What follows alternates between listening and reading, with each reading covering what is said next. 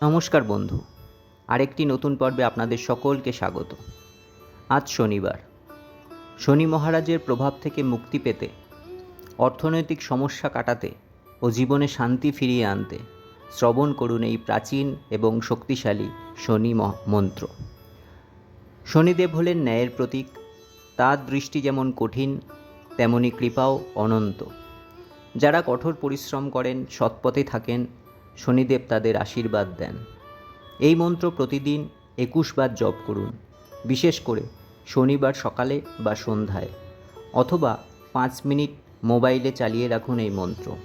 বিশ্বাস করুন, আপনার জীবনে আসবে স্থিতি, সমৃদ্ধি এবং শান্তি।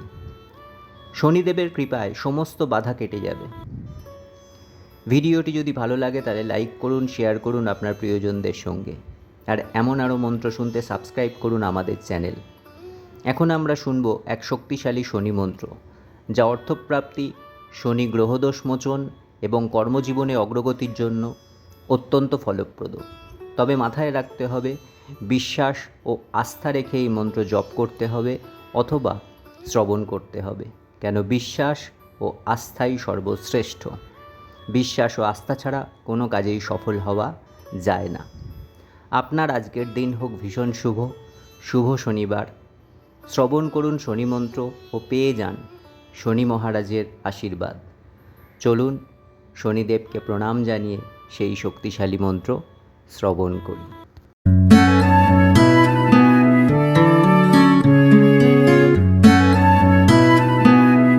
ওম প্রাং প্রিং প্রৌং শাহ শনৈশ্বরায় নমঃ। ওম প্রাং প্রিং প্রৌং শাহ শনৈশ্বরায় নমঃ।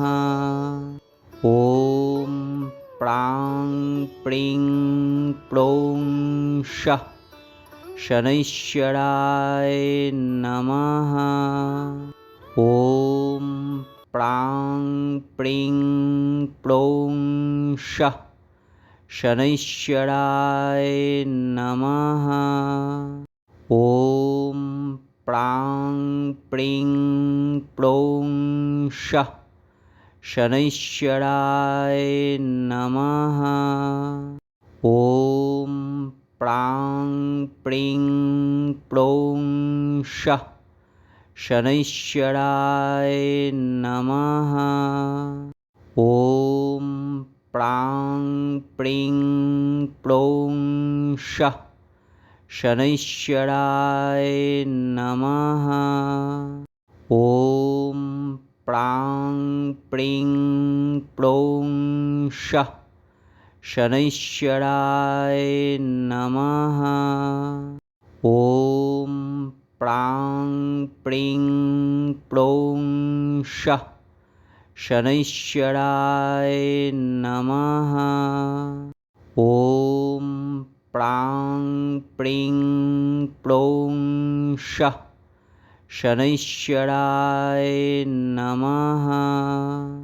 ওম প্রাং প্রিং প্রৌং শাহ শনৈশ্বরায় নমঃ। ওম প্রাং প্রিং প্রৌং শাহ শনৈশ্বরায় নমঃ। ওম প্রাং প্রিং প্রৌং শাহ শনৈশ্বরায় নমঃ। ওম প্রাং প্রিং প্রৌং শাহ শনৈশ্বরায় নমঃ।